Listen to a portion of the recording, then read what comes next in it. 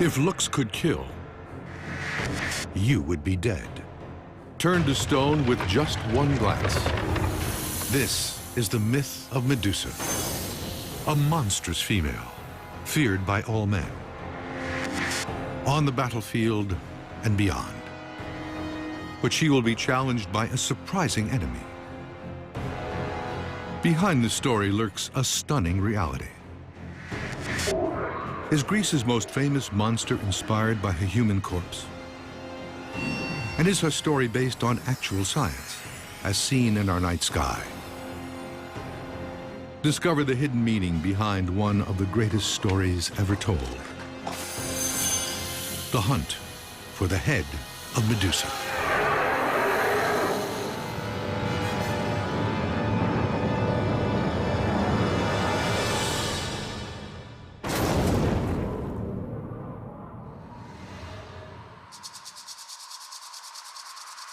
This was once a garden.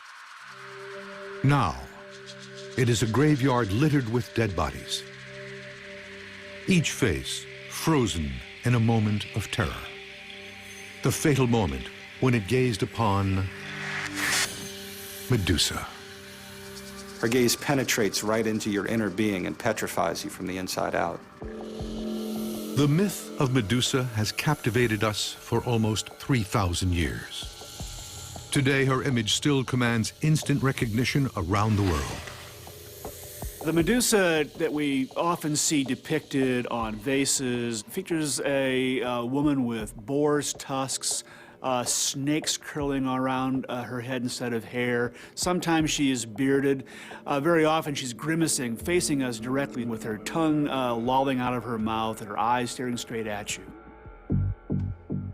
In ancient Greece, myths made sense of a confusing world. Their stories recorded history, explained nature, and dictated how people should live.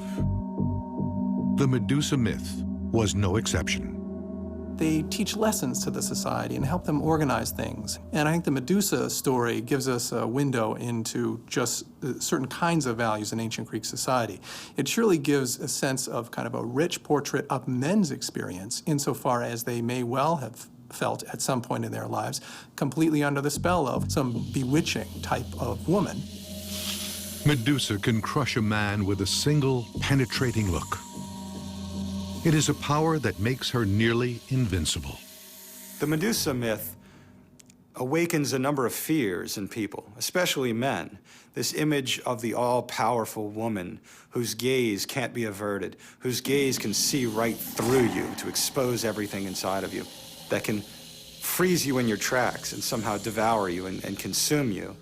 And I think men in particular are very afraid of this sort of strong woman.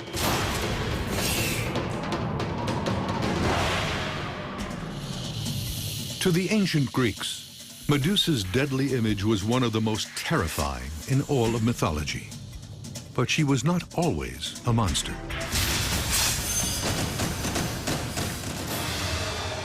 According to the myth, Medusa was once a ravishing woman. Every man in Greece wanted to possess her. What she's described as is she's a beautiful woman with long, flowing locks of hair. Every suitor wants to marry her. She causes envy among everyone. But Medusa can't get married. She is a priestess of Athena, the goddess of war, and bound by an eternal vow of chastity. Athena is the patron goddess of the great city of ancient Athens. She's also a virgin goddess. Sex is not a part of her world. She's actually beyond the reach of any male desire. Servants in her temple would have been expected to be virginal, so they could devote their energies not to domestic issues and child rearing, but to the goddess's service. Medusa, the hideous image of evil, starts out as a symbol of purity. This is the story, but could it be based on reality?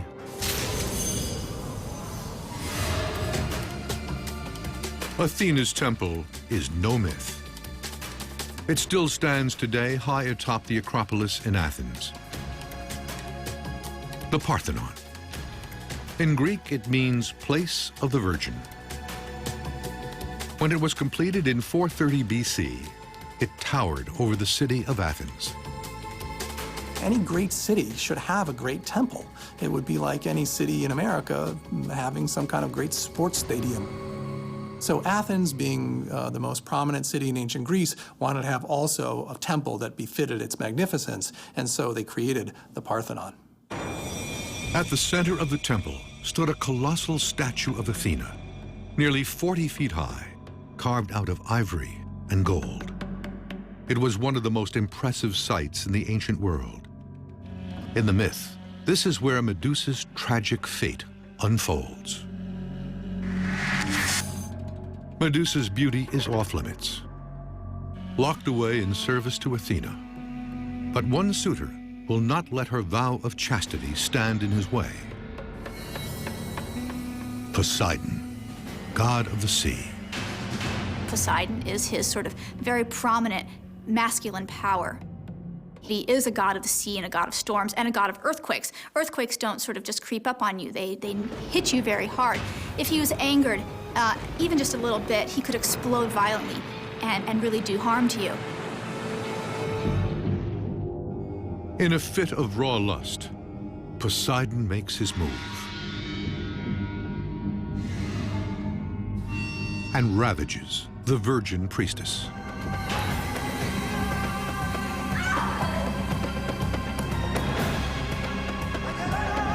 He raped her inside of Athena's temple, a sacrilegious act. He stole from her her virginity. Certainly, this would be a crime in any time of the world. Medusa is devastated. Her innocence has been stolen. Her life changed forever. She was a rape victim, and so she was no longer eligible for ordinary marriage according to the mores of Greek times. And she was no longer a virgin either, so she wasn't able to be devoted to service to a goddess. For certain religious rites, you had to purify yourself from intercourse. So actually having intercourse in the temple is desecrating that space, hence Athena's anger. And Athena is furious. But not with Poseidon. As a powerful male god, this is expected of him. In the eyes of Athena, it is Medusa who deserves to be punished. The victim is about to become the accused. Athena's one of the guys. So she has this role that places her in the kind of male camp. She's going to side with the men. In a way, it reflects a society where they considered women more as property value. They recognize at some point that rape is necessarily harmful to the woman, but it doesn't seem in most of these myths that there's any sympathy at all, and frequently the female figure who is raped is the one who's punished. Athena will impose a devastating sentence on her shattered priestess. She will transform Medusa from a beauty into a beast. Her new look will bear a terrifying resemblance to a frequent and real sight in ancient Greece: human corpses. Medusa, mythology's heinous snake-haired beast, can turn her enemies to stone with a single glance. Once, she was Greece's greatest beauty, desired by both men and gods. But after Poseidon raped her, Medusa's world changed forever. The Medusa story is a tragedy because she wasn't even the perpetrator of the deed. It was Poseidon who raped her in Athena's temple, but she's then turned into a hideous monster. In the myth, the goddess Athena curses Medusa without warning. She begins an agonizing transformation, clawing desperately at her face. Her skin cracks and withers, and her long silken hair becomes a writhing mass of poisonous snakes. Medusa's horrific transformation is almost complete.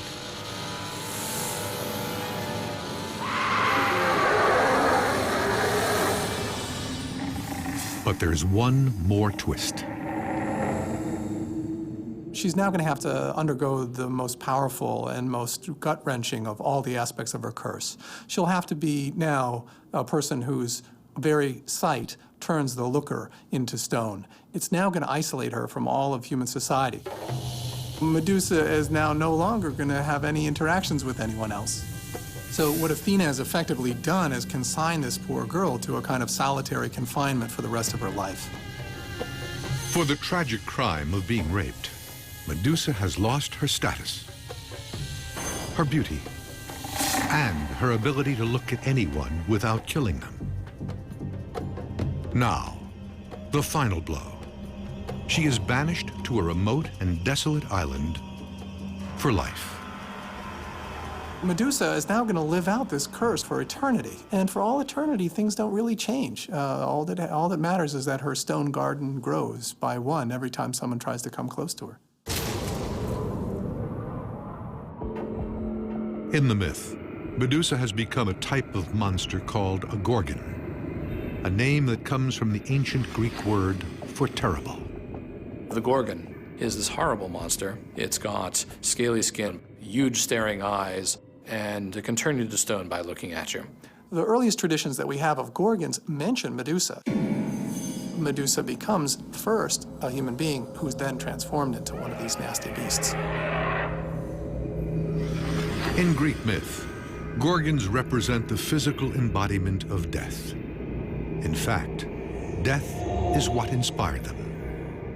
The broad, wide-open eyes, the marks on the face, the bloated face itself, the pulled-back skin showing the teeth and the tongue protruding was inspired by the sight of a dead body.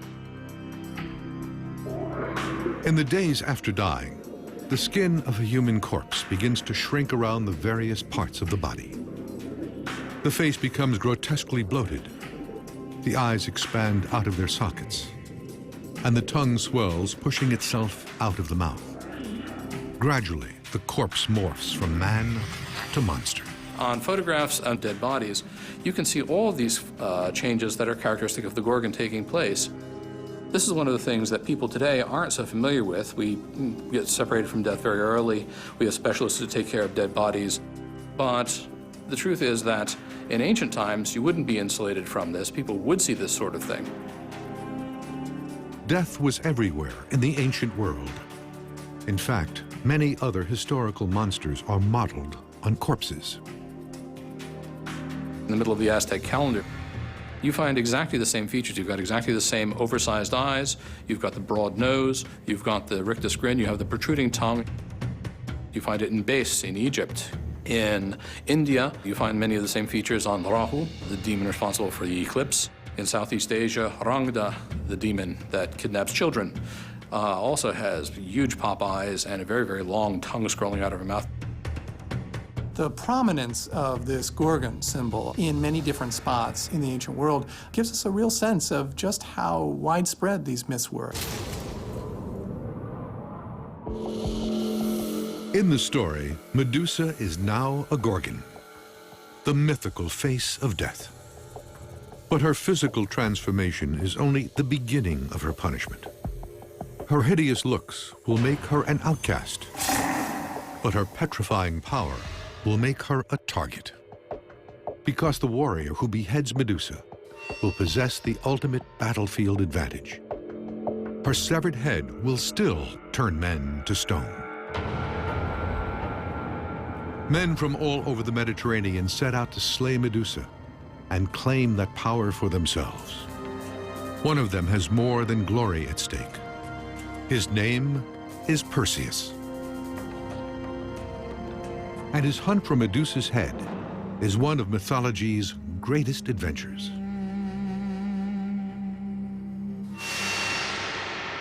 The story of Perseus begins in Argos, a real region of southern Greece. In antiquity, a lot of myths were actually situated in specific locations. Now, this was important for the people who lived in those places. They could actually claim connection to one of these divine heroes. In the myth, Argos is ruled by a tyrant named Acrisius.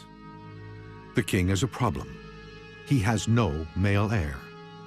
The Greek world tried to retain property in families. And the way you retain it in families is you leave it to the firstborn son or the eldest male heir. Acrisius's only child is a daughter, Danae. She has no children of her own. So the king consults a prophetess to ask if she will ever bear him a grandson. Acrisius is told in prophecy that if his daughter ever had a child, that child would rise up and kill him. When he finds out that the son of his daughter is in fact going to kill him, he sort of freaks out and decides that he needs to prevent her from ever having a child to begin with. This fear of generational shift, this fear of losing your power to the next generation, was real. If you had a kid and you had something worth taking, at some point you needed to keep an eye on the kid. Overcome by terror, the king hatches a plan to save his own skin. Acrisius had his daughter Danae walled up inside of a tower where no one could see her. It was a pretty miserable existence.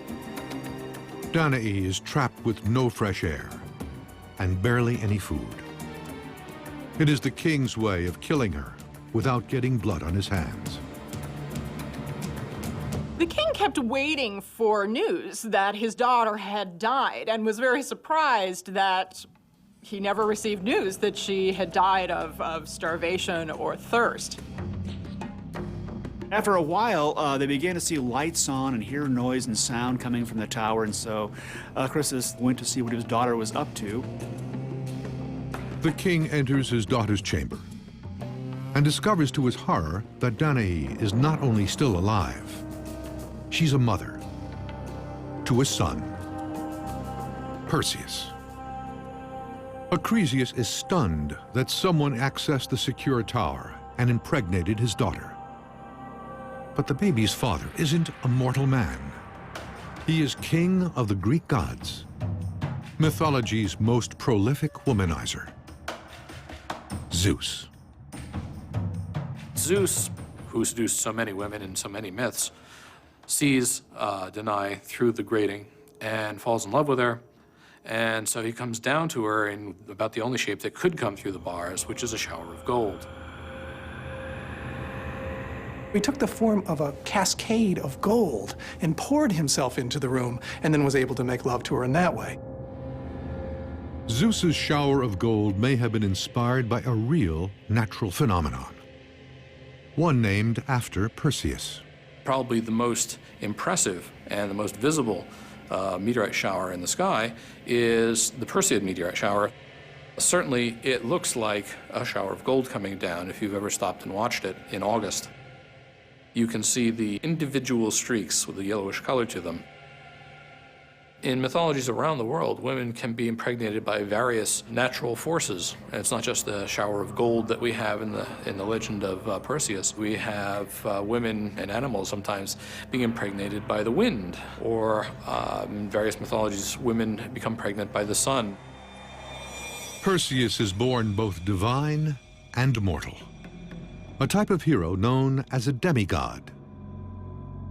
So this demigod idea means that this person has some features that are very godly, some divine powers, but at the same time, he is mortal, he can die.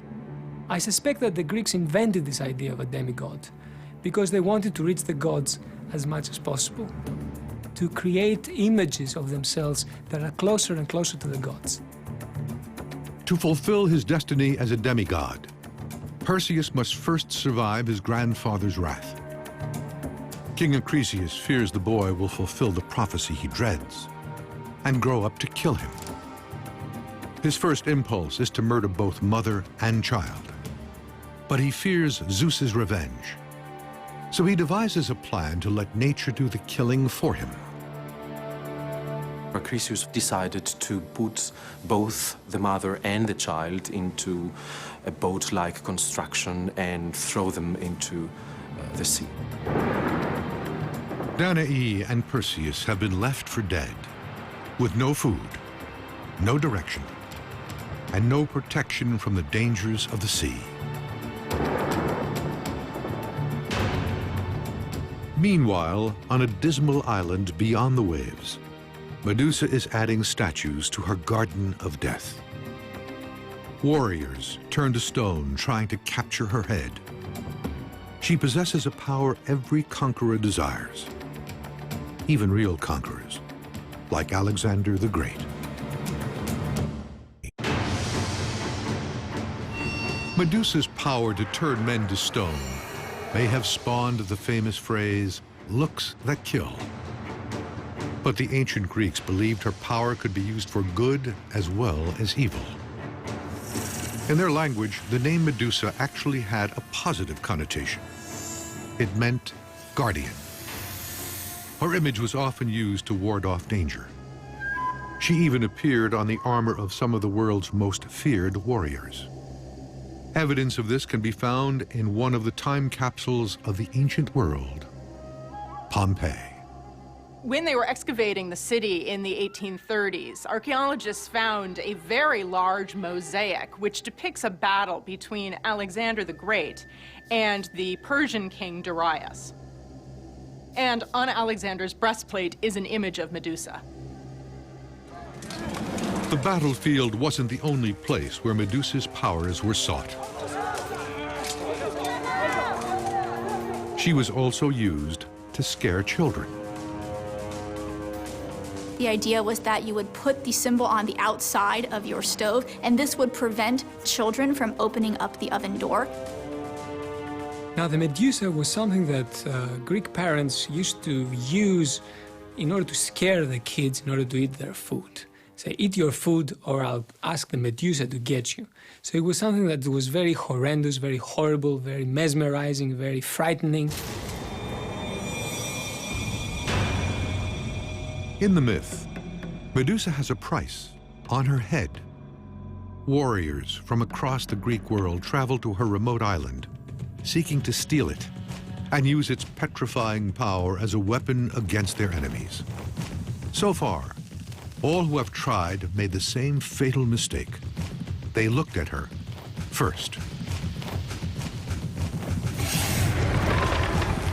The ancient sources are relatively silent on what Medusa must have thought as she's just sitting there living out her life amid a huge panoply of stone corpses. You can imagine that it would have been a very kind of strange situation. You've got little stalagmites of people all over the place, and there she is all alone, but never had the satisfaction of actually being able to engage with anybody. So you can imagine Medusa living out her life, kind of waiting for the next person to waft into her purview and get turned into stone. But one hero is determined to break her spell. As Medusa languishes among her statues, Perseus is coming of age across the sea. When he was a baby, he and his mother Danae were cast out to sea by his grandfather, King Acrisius. Mother and son were expected to die. But Perseus's divine father, Zeus, protected them. They washed up on an island called Seriphos and settled there. He grows up into a nice, strapping young lad, as it were, very strong and also very strong-willed and very protective of his mother. Perseus has a very good reason to feel protective. The ruler of Seriphos has plans for his mother. The king of Seriphos was not enthusiastic about having Perseus around, partly because he had his eye on Danae, who is still a young woman and beautiful, and he wanted to marry her. The king hatches a plan to take Perseus out of the picture. He demands an expensive gift from all of his subjects and vows to banish any who don't comply. He knows that Perseus is poor and won't be able to deliver. Perseus, being a young man without a father and really without a family, if you didn't have a father in ancient Greece, it meant that you were really very much a kind of social outcast, didn't have any gift to bring to the king. Perseus is cornered. If he is exiled, his mother will be forced into an unwanted marriage and be separated from him forever. He makes an impulsive decision with deadly ramifications. Perseus says, well, I may not be able to buy a great gift because I'm poor, but I'm going to do something that no one else has been able to do. I will bring you the head of Medusa. It's a suicide mission. No one has ever returned from Medusa's island alive. But for Perseus, there's no turning back. It's a matter of honor. He can't get out of it. He has to bring the head of the Gorgon.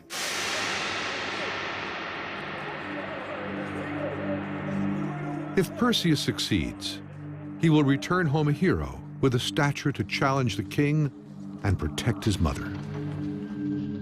But if he fails, he'll be turned to stone.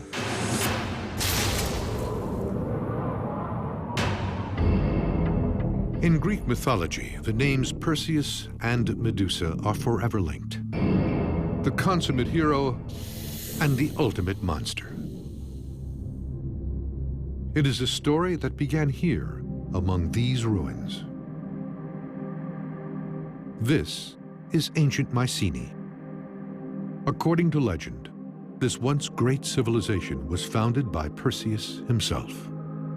Mycenae was the greatest of the ancient city-states back in the Bronze Age, and it ruled sway over a large swath of ancient Greece. For millennia, it was thought that Mycenae, just like Perseus and Medusa, was a myth. The only surviving reference to it was in Homer's epic story, the Iliad. But in the late 19th century, a lost civilization was rediscovered. Using Homer's epic poems as a guide, archaeologists in the 19th century were actually able to locate these great ancient citadels. And what an amazing adventure it must have been to find out that not only was Homer talking about something that really existed, but now they themselves were in contact with it as well. Mycenae lies near Argos, the city where Perseus was born in the myth. Its ruins are a window into the people who invented the story of Perseus and Medusa, ancient Greeks who used mythology to explain life's mysteries. The city's structures were so massive, later generations of Greeks believed they were built by gods. They would look at the ruins of those palaces and see monumental masonry. This was a kind of feat that they couldn't imagine themselves doing. It seemed like something that only heroes could do. It was from these ruins that the story of Perseus sprang. The hero remembered for building the city and taking on Medusa. It is the ultimate challenge. Perseus confronts it with the bravado of a boy who is eager to prove himself a man. But he is woefully unprepared for the task at hand. Perseus has no weapons, no experience, and no idea how to kill his target. Another piece that makes Medusa so terrifying is that they wouldn't have had a real sense of exactly what she looked like. Anyone who had seen her before Perseus would not have lived to tell the tale. So all he knew about was that there was this monster that was so hideous that if you ever caught eyes on her, you would be frozen and turned to stone. He stalked off and began this adventure. And it wasn't long before he realized that he had no idea where he was going. But as heroes often do, and especially heroes whose fathers are gods, he soon gets supernatural aid. Lost in the wilderness, Perseus does what many ancient Greeks would have done under the same circumstances. He prays, and the gods hear him. His father Zeus sends down a divine messenger, Hermes, who gives Perseus the jump start he needs, a pair of winged sandals. One of the things that Perseus has to do is travel long distances very fast. And being an era without airplanes, here comes Hermes to offer a solution, those sandals with wings that he himself, as a messenger of the gods, uses. So he gives them to Perseus, so Perseus wears them, and he can fly through continents at the speed of faster than a jet. Now that Perseus has a set of wings, what he really needs is a set of weapons. Perseus has got everything going for him. I mean, he has divine blood, he's got great powers, he's been brought up to just on the cusp of manhood. He's ready to take on these nasty beasts, but he needs more. He's got to have technology. Hermes offers Perseus an inside tip. He advises him to locate the Stygian nymphs, beautiful women who possess the magical weapons he needs to kill Medusa.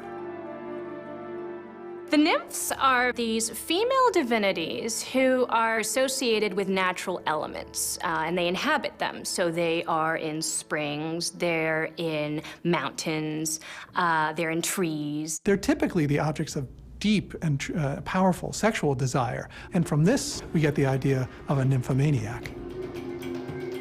The whereabouts of these nymphs are a mystery. Only 3 hideous women know how to find them. The Grey sisters. They have been old, withered hags since the day they were born, and they don't like visitors.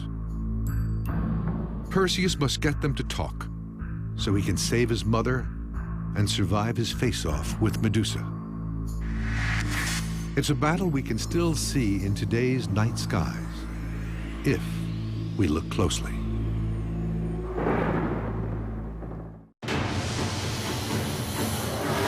Medusa, a deadly gorgon, has turned countless warriors into stone. But someone is still stalking her, Perseus, and he wants her head. His success will require more than boyish bravado. Perseus will need a powerful set of weapons to slay Medusa. To get them, he must find the Stygian nymphs. But only 3 wretched old women know where they live. The Grey sisters. They're very strange. None of them have eyes except this one that they pass between each other whenever one wants to try to have a look at something. So they need to share it. That eye is very precious to them. The island of the Grey sisters is a dark realm where even the moon does not shine. Perseus uses his trusty winged sandals to get there. Perseus is also not just, a hothead and brawny, but he's also pretty clever. When he gets to the island, he realizes he should do some reconnaissance and find out what their weaknesses might be before he proceeds.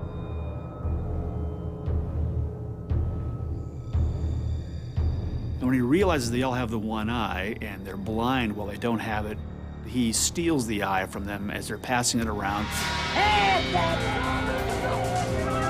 The sisters fly into a blind panic. They're in a very abject position. It's like a beggar having his last farthing stolen from him. They're falling all over each other trying to get that eye back from him. Perseus has the upper hand. He demands the location of the nymphs.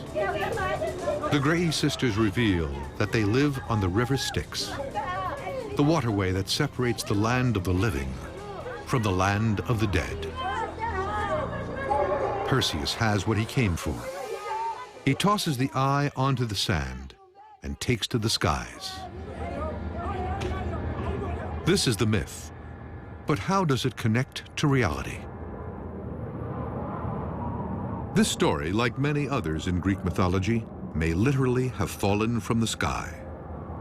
Since the dawn of civilization, mankind has looked to the heavens to explain the past, present, and future.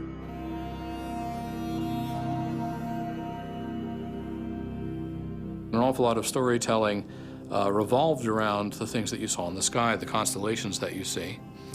Certainly we know that an awful lot of myths were tied to the constellations. We have in the 5th century Greeks naming the constellations by the names of mythical beings. And at that time, people not only saw the mythical creatures up in the sky as symbols, as mere representations, but they actually believed that the constellations were divine. One especially curious pattern exists in the heavens. A hero holding a curved sword and the head of a gorgon. This is the constellation known as Perseus, a celestial blueprint for the myth. But there may be more to this cluster of stars. It may also reveal how the story of the Grey sisters originated. The constellations themselves did things that inspired portions of the myth. The second brightest star in the constellation of Perseus is Algol. Now, Algol is a very peculiar star. In the Perseus constellation, Algol forms a point on Medusa's head. It is known as an eclipsing binary star. It appears as a single point of light in the sky, but it's actually two stars that orbit around one another. As they go, they eclipse each other's light, making Algol appear to dim and then get bright again. It is a 3-day cycle that may have inspired the story of the three Grey sisters. Algol is very bright for a while, and then it goes out rather rapidly every third day. This represents the stealing of the Eye of the Grey Eye by Perseus. And as it tries to pass to the third Grey Eye, Perseus is in there among them, and he steals the eye. And when he takes the eye, you can see it go out. Well, if you're a good storyteller, and you've kept track of this, you know when the star is going to disappear, so you can start telling your story when the star is still bright. Then when you get to the part of the story where Perseus has stolen the eye, you can point up in the sky and say, look, it's gone. Algol's impact on the myth may not end with the Grey sisters. Some experts believe it also inspired the climax of the story, Medusa's gruesome demise.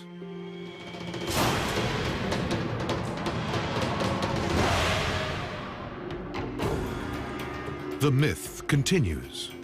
Perseus is on a collision course with Medusa.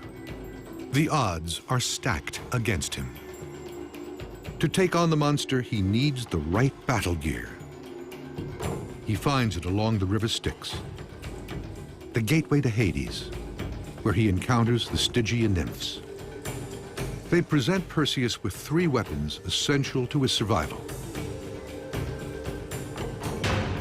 the sword of Zeus, the shield of Athena, and the helmet of Hades, god of the dead. It reminds them irresistibly of James Bond getting all the fabulous devices from Q, not only because he gets all these things to carry out his mission, but because they also have magical properties to them.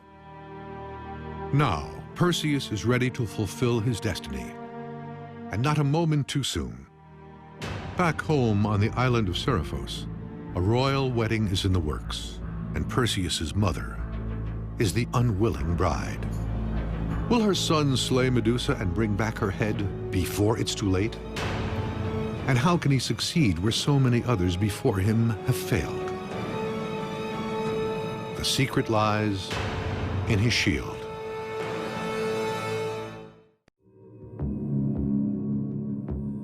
Perseus's dangerous quest for the head of Medusa has taken him on a journey over thousands of miles. Now his moment of truth has arrived.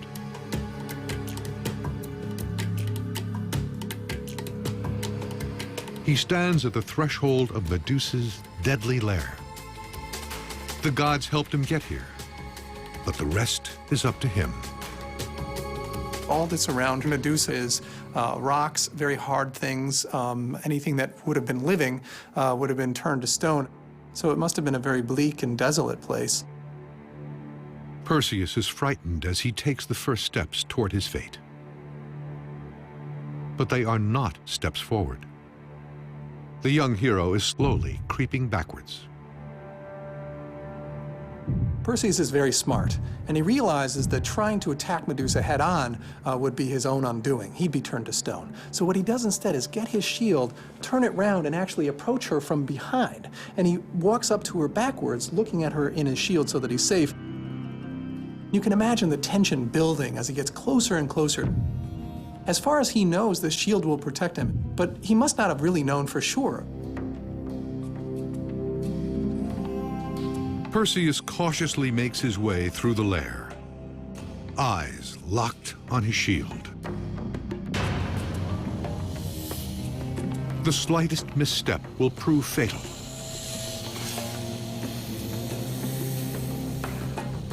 At last, Perseus locks onto his target.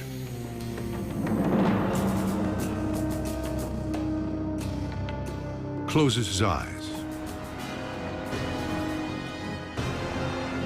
and swings his sword. With one clean stroke, the head of Medusa rolls to the floor. Her years of torment and isolation are finally over. There would have been great fascination for Medusa among ancient audiences, and whether they were rooting for her or rooting against her, there would have been a great kind of sympathy for this poor person. I mean, think about what she'd been through and all that she'd lost and the horrible life she was fated to live, and then her end point is to have a hero chop her head off. It is a tragic end for a tragic figure. But Medusa's story doesn't end here. One of the remarkable things about Medusa's head is even after she is dead, even after it's been removed and stuffed in a bag, it still has the power to transform anyone who looks on it to stone. Medusa's unstoppable and terrifying, but those forces can also be harnessed, and Perseus's story talks about that. When the head is inside the bag, then it becomes a weapon that could be used for good as well as evil. Perseus is now the owner of the most dangerous weapon on Earth. He can turn anyone to stone, and he has a few targets in mind.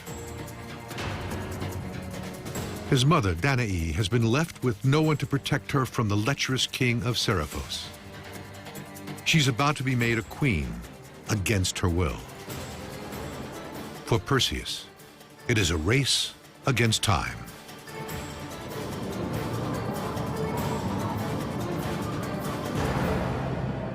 As the hero flies home, it becomes clear just how powerful Medusa's head still is. As Perseus is flying with his winged sandals back across to get to Greece, drops from her blood drop into the sand, and from this spring up hundreds and hundreds of poisonous snakes. Some nasty monsters in antiquity are so mean and so awful that their blood actually produces other monsters. Medusa is one of those that have such powerful blood. The dripping blood from her head as Perseus was flying away was thought in later tellings of the story to have given rise to all the snakes that ancient Romans knew to exist in North Africa. In the myth, the royal wedding day has arrived. The father of the bride has come from Argos. Perseus's own grandfather, King Acrisius. He has long feared the prophecy that his grandson would kill him. Perseus arrives just as the wedding ceremony is getting underway. When Perseus returns to Seriphos and sees that his mother is about to marry the king, he becomes very angry. So he lifts up the head of Medusa and says, "King, I have brought you your gift." One glance turns the king to stone, his face frozen in an eternal scream. But he's not the only king who gets caught looking. Acrisius is also petrified.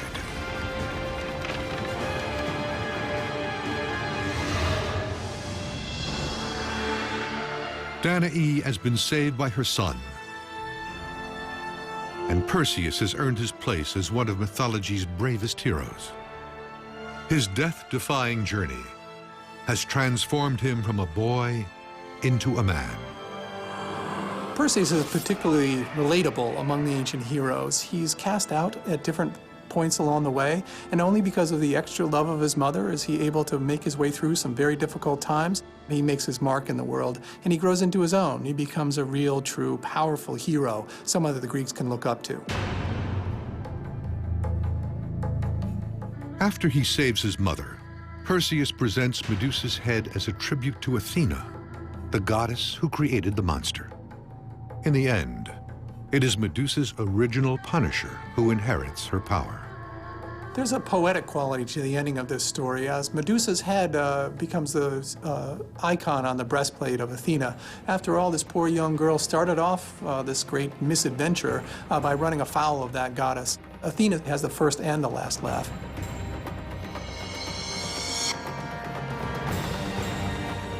Medusa's story has come full circle.